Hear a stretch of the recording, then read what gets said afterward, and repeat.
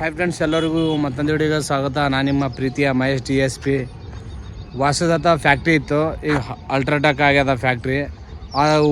ಆ ಫ್ಯಾಕ್ಟ್ರಿಲಿಂತು ಇನ್ಸೈಡು ಒಂದು ಊರದು ಇಂಜಳಿ ಅಂತ, ಅಲ್ಲಿ ಖಾಲಿ ಮಾಡಿಸ್ಬೇಕಂತ ಬಾಂಬೆಲ್ಲ ಉಡಾಸ್ತೀರ. ಅಲ್ಲೆಲ್ಲ ಪರ್ಮಿಟ್ ಕೊಡ್ತೀನಿ, ಮನಿ ಎಲ್ಲ ಬಿಟ್ಟು ಹೋಗು, ಹೊಲ ಎಲ್ಲ ಮಾರ್ಕೇಸಿ ರೊಕ್ಕ ಎಲ್ಲ ಕೊಡ್ತೀನಿ ಅಂತ ಹೇಳಿದರು. ಬಟ್ ಅದ್ರ ಬಗ್ಗೆ ಇನ್ನೂ ಚರ್ಚೆ ಇನ್ನೂ ನಡೆದದ. ಇನ್ನೇಮೋ 2007ದಾಗ ಮಾರ್ಯಾರ, ಇನ್ನಾದರೂ ಪರಿಹಾರ ಕೊಟ್ಟಿಲ್ಲ ಅವರಿಗೆ. ಬಟ್ ಅದ್ರ ಬಗ್ಗೆ ಜಾಸ್ತಿ ನಾ ಮಾತಾಡಲ್ಲ, ನಮ್ಮ ಕಾಕ ಮಾತಾಡ್ತಾನೆ. ಅದ್ರ ರಿಯಾಕ್ಷನ್ ಹೆಂಗದ ಅಲ್ಲಿ ಕೇಳಟ್ರಿಗೆ. ಸತತವಾಗಿ 5 ದಿನ ಆಯಿತು ಅವರು ಸ್ಟ್ರೈಕಿಗೆ ಕುಂತಾರೆ. ಏನಾದ್ರೂ ಭೀ ನನ್ನ ಕಾಕ ಮಾತಾಡ್ತಾನೆ. ಎಲ್ಲರಿಗೂ ನಮಸ್ಕಾರ. ಕಲಬುರಗಿ ಜಿಲ್ಲೆ ಸೇಡಂ ತಾಲೂಕ. ನಮ್ಮ ಸೇಡಂ ತಾಲೂಕದಾಗ ವಾಸದತ್ತ ಸಿಮೆಂಟ್ ಫ್ಯಾಕ್ಟ್ರಿ ಅದ. ಸಿಮೆಂಟ್ ಫ್ಯಾಕ್ಟ್ರಿ 40 ವರ್ಷದಿಂದ ಸತತವಾಗಿ ಕಂಟಿನ್ಯೂ ಚಾಲು ಅದ. ಅದ್ರ ಬಗಲಾಗಿ ಒಂದು ಇಂಜಂಪಳ್ಳಿ ಅಂತ ಒಂದು ಸಣ್ಣ ಹಳ್ಳಿ ಬರ್ತದ. ಆ ಹಳ್ಳಿದಾಗೆ ಇರುವಂತಹ ಎಲ್ಲ ಕುಟುಂಬಗಳು, ಅಲ್ಲಿ 100 ಚಿಲ್ಲರ್ ಕುಟುಂಬಗಳವ.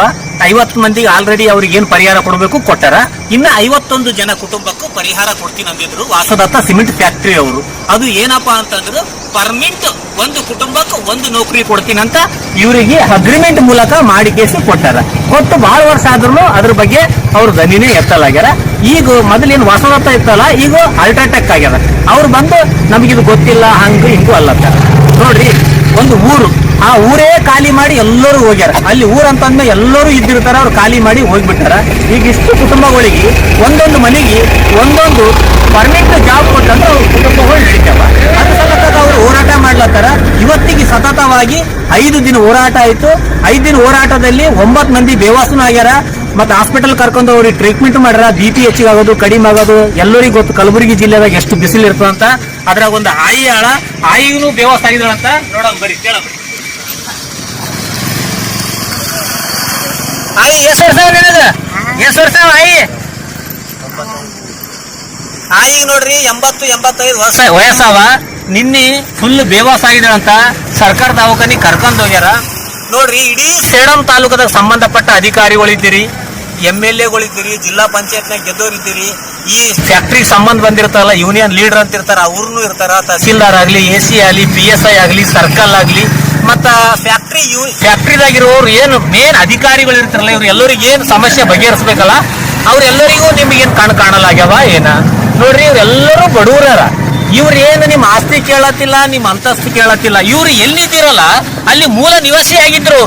ಅವರು ಮನೆ ಬಿಟ್ಟಾರ, ಜಾಗನೂ ಬಿಟ್ಟಾರ, ಎಲ್ಲ ನೀವು ಫ್ಯಾಕ್ಟ್ರಿಗೆ ಕೊಟ್ಟಾರ. ಅವ್ರು ಕೇಳತ್ತದೇನು, ನಿಮಗೂ ಒಂದು ಕುಟುಂಬಕ್ಕೆ ಒಂದೇ ಒಂದು ಪರ್ಮಿಟ್ ನೌಕರಿ ಕೊಡ್ರಿ ಅಂತ. ಅದು ಯಾಕೆ ಕೇಳತ್ತಾರ ಅಂತಂದ್ರೆ, ಒಬ್ಬರು ಪರ್ಮಿಟ್ ನೌಕರಿ ಮಾಡಿದ್ರಿ ಅಂದ್ರೆ ಹೆಂಡತಿ, ತಾಯಿ, ತಂದಿ, ಅಕ್ಕ, ತಂಗಿ ಅವ್ರೆಲ್ಲರಿಗೂ ಅವ್ರು ಸಾಕ್ತಾರ. ಅದಕ್ಕೆ ಕೇಳತ್ತಾರ. ನೀವ್ ಎಷ್ಟು ಕೋಟಿ ಅದನ್ನ ಸಂಪಾದನೆ ಮಾಡ್ತಾರೆ ಫ್ಯಾಕ್ಟ್ರಿ, ಅದು ನಮಗೆ ಸಂಬಂಧ ಇಲ್ಲ. ಇವ್ರಿಗೆ ಬೇಕಾಗಿದ್ದೇನು, ಒಂದು ಕುಟುಂಬಕ್ಕೂ 1 ಪರ್ಮಿಟ್ ನೌಕರಿ ಕೊಡ್ಬೇಕಂತ ಕಳಕಳಿಯ ಮನವಿ ಅದ. ಶಾಂತಿ ರೀತಿಯಿಂದ ಹೋರಾಟ ಮಾಡ್ಲತ್ತಾರ. ಹೋರಾಟ 5 ದಿವಸ ಸತತವಾಗಿ ಇವ್ರು ಒಂದೇ ಒಂದು ಹಿಡ್ಕೊಂಡು ಕೂತಾರ. ನಮಗ್ ಪರ್ಮಿಟ್ ನೌಕರಿ ಕೊಡೋವರೆಗೂ ಈ ಹೋರಾಟ ನಾವು ನಿಲ್ಸಲ್ಲ ಅಂತ ನಿಂತಾರ. ದಯವಿಟ್ಟು ಸಂಬಂಧಪಟ್ಟ ಅಧಿಕಾರಿಗಳು ಈ ಕಡೆ ಗಮನ ಹರಿಸಬೇಕು. ಇವರು ಎಲ್ಲರಿಗೂ ನ್ಯಾಯ ಕೊಡಿಸುವಂತಹ ಕೆಲಸ ಮಾಡ್ಬೇಕಂತ ನಮ್ಮ ಕಳಕಳಿಯ ಮನವಿ. ಬೇಕೇ ಬೇಕು.